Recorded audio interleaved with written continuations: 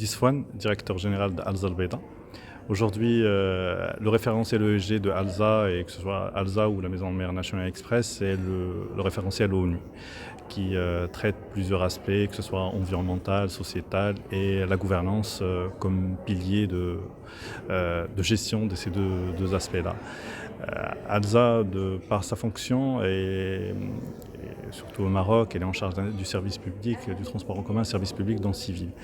Et dans cette optique-là, elle met l'ESG au cœur de son activité, dans sa culture d'entreprise, à savoir un service à la clientèle, des investissements orientés environnement, des bus Euro 6 qui respectent l'environnement, avec une orientation nouvelle technologie de gestion des transports. D'un autre côté, elle fait la promotion de la diversité et de l'intégration des femmes dans le milieu des transports qui était exclusivement pour les hommes depuis des années et des années. Aujourd'hui, Alza, avec son programme 100 femmes, 100 conductrices, ouvre un nouveau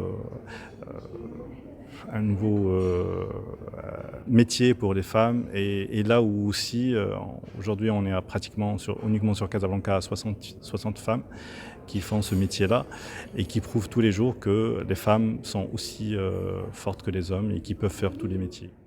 C'est Radia Chmenti Houari, je suis CEO du cabinet de conseil Bright Partner.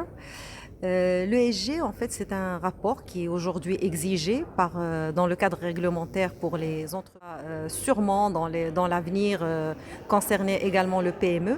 Donc c'est très important que le PME commence à se préparer dès maintenant pour être prêt le jour où ça va devenir sur le plan réglementaire exigible.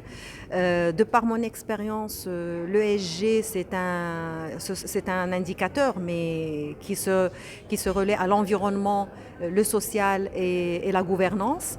Et les trois sont des leviers de croissance pour l'entreprise. On a tout à gagner à être conforme sur le plan environnemental, sur le plan social et sur le plan gouvernance. Et finalement, quand on voit un peu les scores du CFG, ce n'est pas aussi compliqué que ça.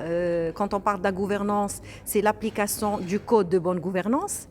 Quand on parle du social, ça concerne la réduction des accidents de travail, ça concerne la formation des équipes, ça concerne l'application de la loi. Tout ça, c'est des choses qu'on doit appliquer au quotidien au sein de nos organisations.